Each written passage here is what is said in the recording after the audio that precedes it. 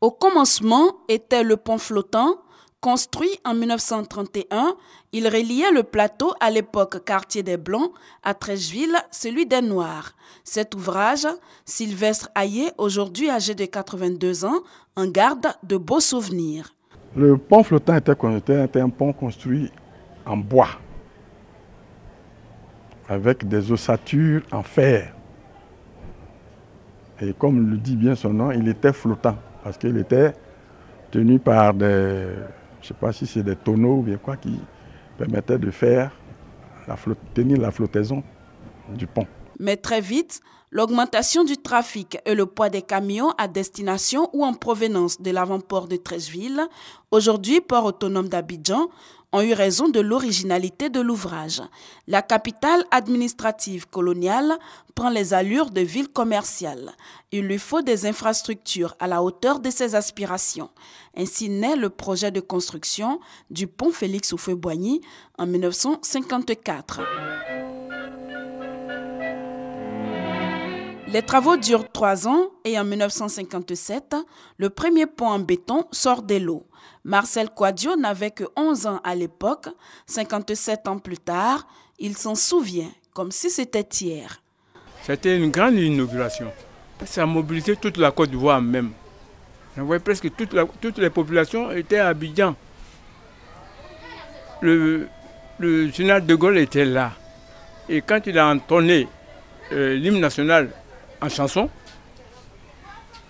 alors enfants, le jour de gloire est arrivé. Mais ça nous faisait pleurer même d'ailleurs.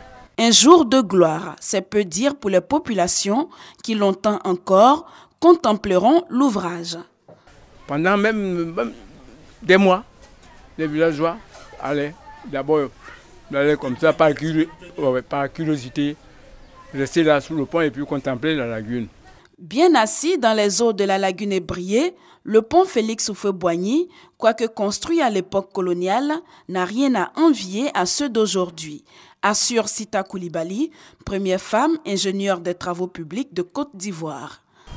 Il y avait comme maintenant des bureaux d'études qui étaient habilités à faire des grandes études. Il y avait tout le monde qui était là, les ingénieurs génie civil et les ingénieurs hydrauliciens qui avaient vraiment bien étudié le fond de l'eau, qui avaient essayé aussi de voir quels étaient les matériaux adéquats.